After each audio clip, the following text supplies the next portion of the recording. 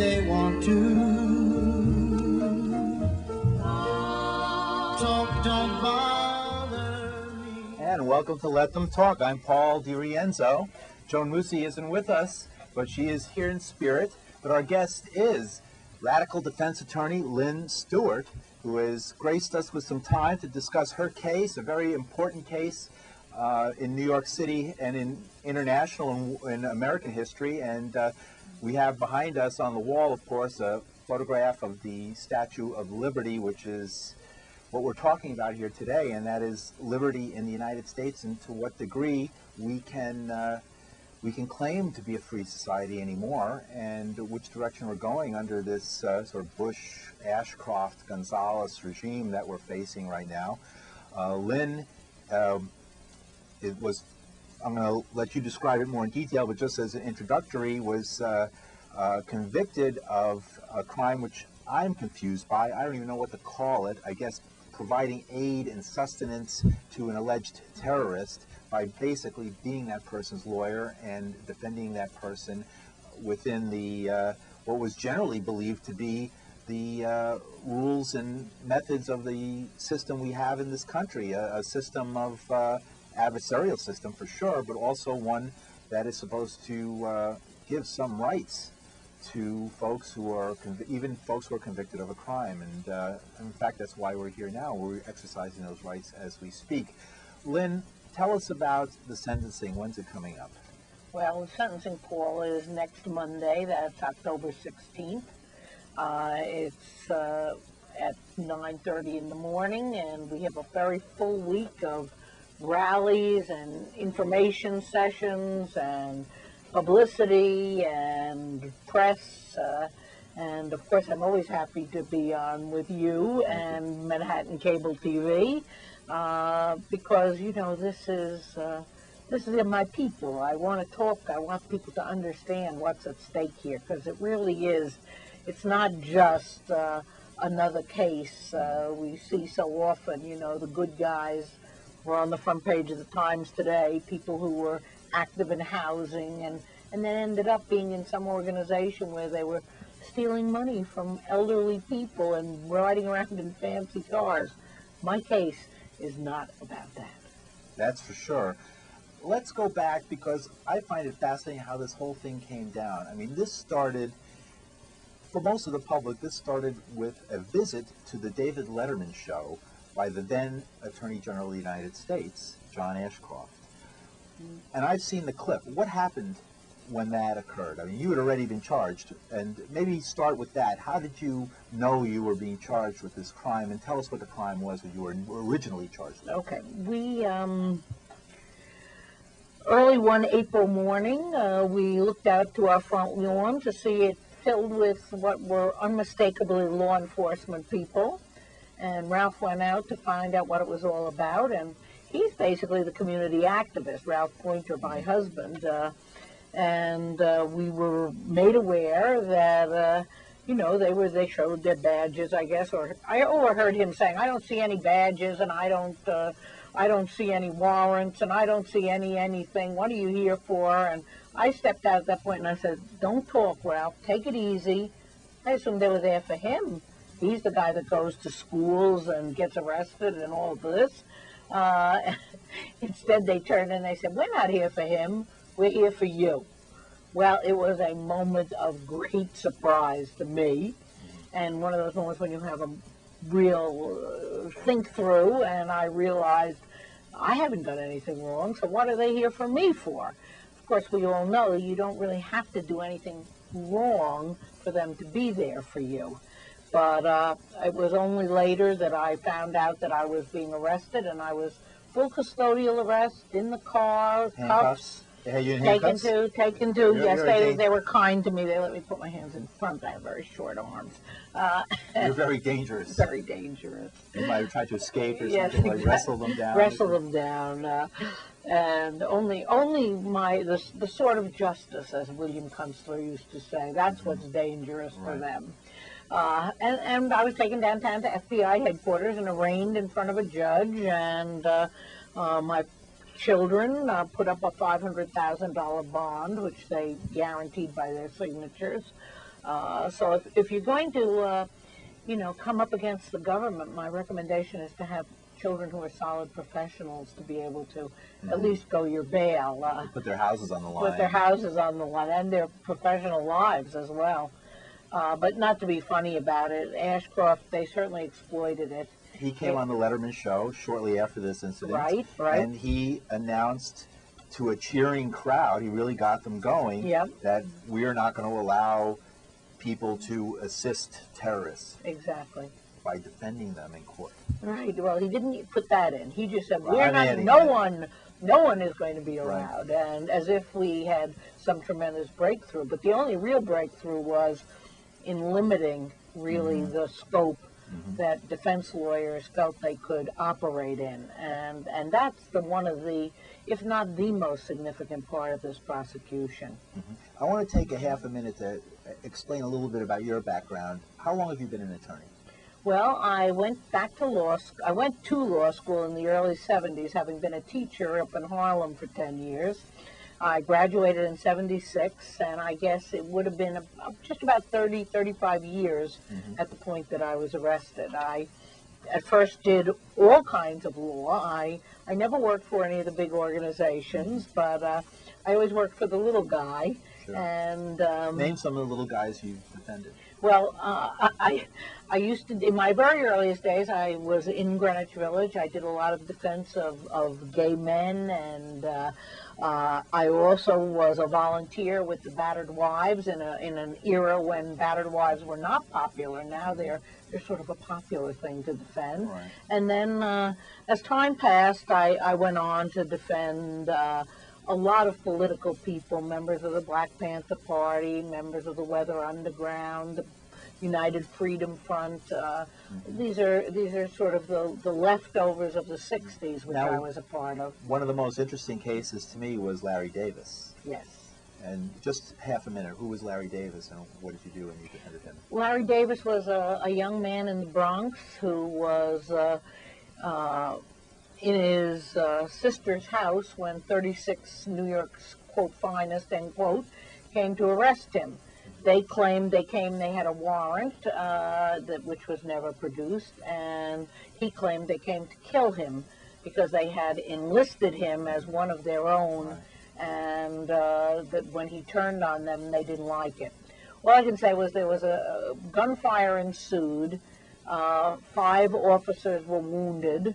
They quite literally ran, and Larry escaped from that apartment to become basically a folk legend of the Bronx, a sort of, if he's in the North Bronx, they're in the South Bronx. If he's in the South Bronx, they're in the North Bronx. Dude who elude. The dude who elude, and he was arrested with great fanfare. Bill Kunstler and I took over his cases. We tried 2 of them. I don't like lead counsel, it's not the right term, but I did do the summation in both cases, and we did win both of those cases, including the one where Ed Koch, then mayor, got on the TV to say, you can't use self-defense against a cop, rewriting the entire rules of law and evidence. But the jury felt different. The jury definitely felt different. Unfortunately, in this case, the jury felt different. Yes. Why? Tell us a little bit about the case. Was the case your defense of Sheik Omar Abdel Rahman? We've heard about him. We know that he was a cleric. He's Egyptian. He was in the United States. He was charged with crime in the 1990s. I'm not exactly even sure what he was charged with. It was a long conspiracy that never really occurred. Yeah. And a lot of it seemed, from what I've read, to be sort of sour grapes, as they felt he might have been the spiritual leader to some of the folks involved in the first World Trade Center bombing, and they had passed over him and decided to go get him. Yeah. Well, I think step one in analyzing it is the U.S. government didn't like the Sheik, and they didn't like him because they did like the Egyptian government, who also didn't like the Sheik. Right. So he was here, and he was continuing to do what he thought was the right thing, and that was to exhort people. He'd been arrested in Egypt. Yes. And released.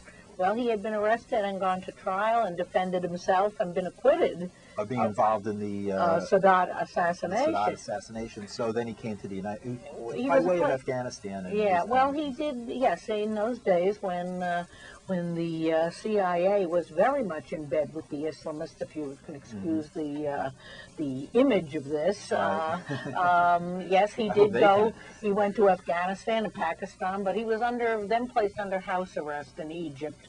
And he did manage to get to the Sudan, where he got a visa, came to the United States, was in the United States preaching from with all the He was an bombast ally and of the rhetoric. United States at one point. Yes, oh, definitely. There's no A question. strong about it. ally of the United States at one point. When they were fighting the Russians, the communists, the evil communists, that was our old enemy back then. You know, now we have the new enemy. Now but he's blind, he has diabetes, Yes. he's not in good health. I mean, we're not talking about Che Guevara of the Islamist movement. not here. at all. Not at all. I interviewed him in jail before he was convicted, and he seemed to be a religious He's a very firebrand, but not really a person who was directly running anything or could be. No, it's not part of one of the things we wanted to show at his trial, which we couldn't, which ultimately led to his conviction, was exactly the role that he could have played or would have played, and how non-threatening that really was, but we were not allowed to do that.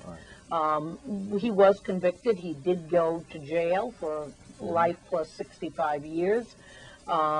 He was convicted on what I considered to be bogus evidence, mostly manufactured by the FBI and by an Egyptian operative, Emad Salem. who Right. became their man in Havana. No, He's I'm well not known sure to our viewers. We've discussed this. We had Peter Lance on and various people. Yes. and Fascinating personality. But I always felt that the Sheik had been wrongfully convicted. We did not prevail on the appeal. Ramsey Clark worked on the case. We all worked very hard, Abdeen Jabara. But by the year 2000, the Sheik was certainly very much under the jail, as we would say in New York Right. parlance. Let me take one moment now to inform viewers that you can call in, and if you have questions for Lynn or myself, really we encourage you to call. Our number is on the screen, 212-757-1538, and I'll be looking out for your calls. So keep at it. If I don't pick it up right away, just keep ringing, and I'll pick it up as soon as I notice. Okay, so that's the number. You're free to call in, and we'll take your calls a little later in the show. Lynne Stewart, our guest. I'm Paul DeRienzo. This is Let Them Talk. Joni Musi wishes she could be with us. She can't be here this trip, but this interview, this show, but she's with us in spirit, hopefully watching the show on the internet from where she's at. But we're going to now continue, and I want to sort of jump ahead to the trial. What exactly were you charged with at first, and then what happened to those charges, and then what were you charged with? Okay, originally I was charged with one point in the terrorism law, which basically was very, very broad, of aiding terrorism. The judge threw that out, saying it was too broad and it would be impossible for anyone to know as a lawyer what they could do and what they couldn't do. Sure. The government then came back with a new indictment, which gave them a little heavier burden. They had to prove that I knew I was aiding a terrorist and by a real feat of now, as I see it, hocus pocus, watch my hands, there's nothing in them. They basically were able to convince the jury that because I have a left point of view, that therefore I would have been interested in helping the Sheik's politics. We all know there's nothing more diametrically opposed than the left point of view and the Islamic How did ideal. they get that connection? And I could see why they might want to get back at you for all these radicals that you defended and how they might hate you for that. But on the other hand, how do they make that connection of leftist politics with basically a medieval point of view? Yeah, they do it based on the notion that he wanted an Islamic revolution.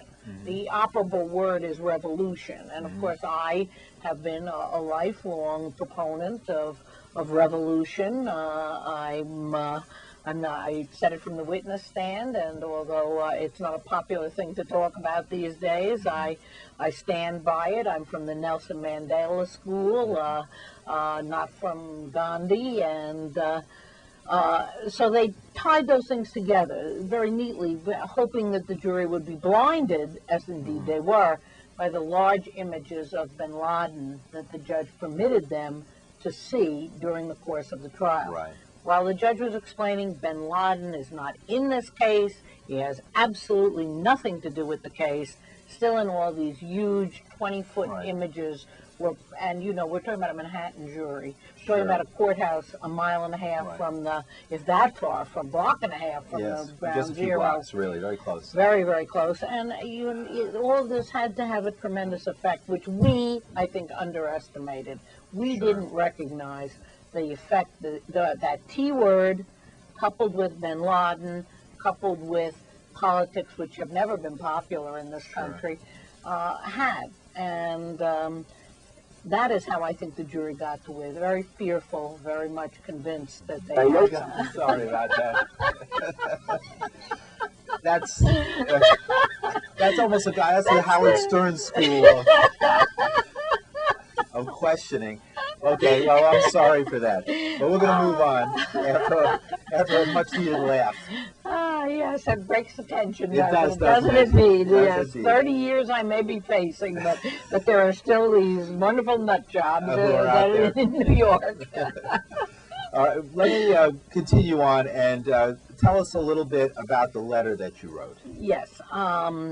About a month ago, I directed a letter to the judge that I had written over many, many months and thought about a great deal to try to explain to him, to try to make him understand how I came to be in the position I'm in, which is facing 30 years, the government intractable on that number, will not come down from that number, the probation department saying she has to be made an example of.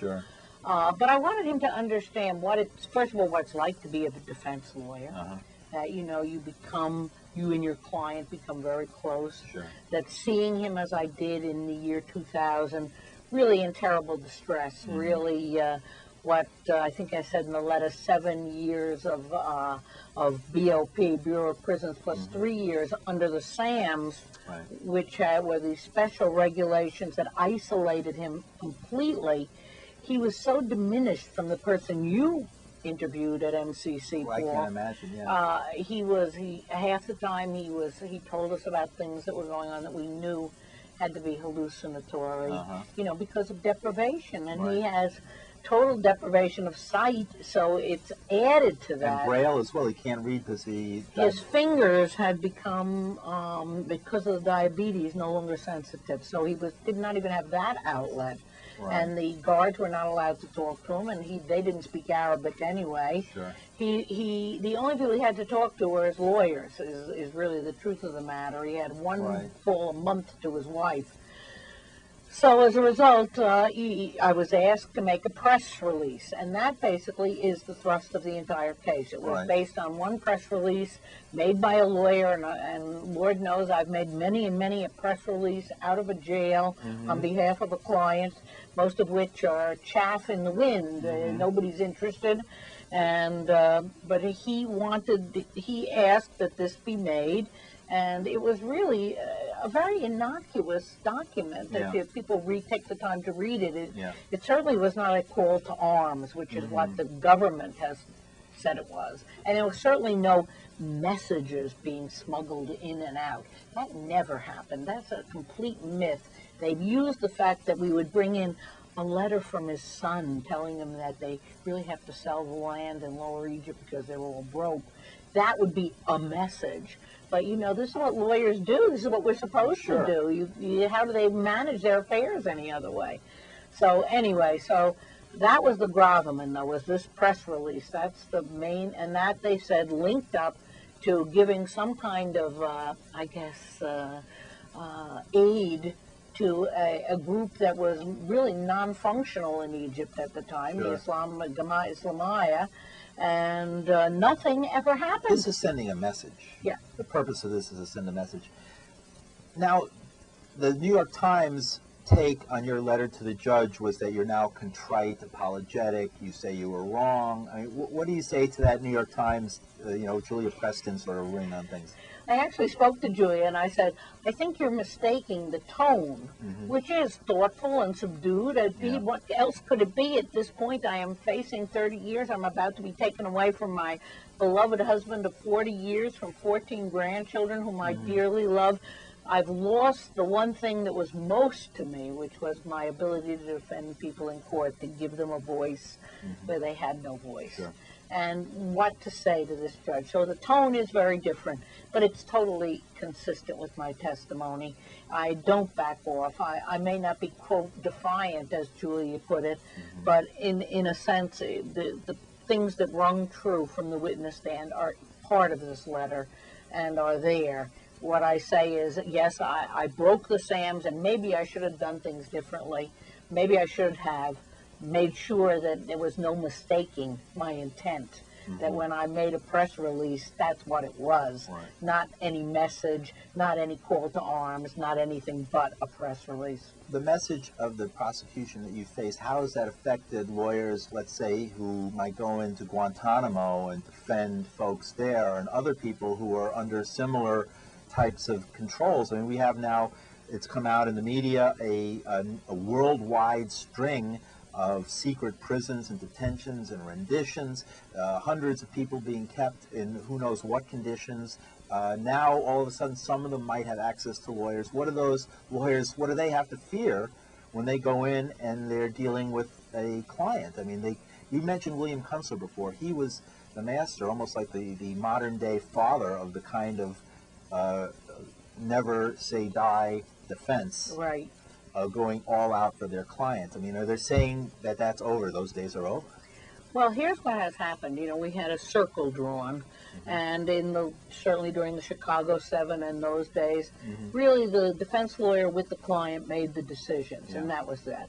They've tried to circumscribe that. The government would like to control everything, all of us, to do everything. Sure. But in controlling the lawyers, of course, they do control what happens in the courts and what happens. So as a result, you will find that the Guantanamo lawyers have just a ream of rules and regulations, to the degree that one lawyer said the client's wife called on the phone and said, well, how is my husband? And he had to think twice before he could answer her, whether or not that was classified, whether he could say that in public. So if we see this circle as shrinking down and down, and that the government is sort of the third party at the council table. What kind of defense is that? Well, it's not a defense anymore. Or could you say it's just going along with the persecution of these people in time of war? I mean, yes, well, that's what they say. What we say is, of course, if someone is entitled to a defense, they're entitled to an all-out offense, a defense, which is really an offense. And you cannot be thinking, if I'm going to say this, is that going to get me in trouble? Even if I'm saying it on behalf of the client? right.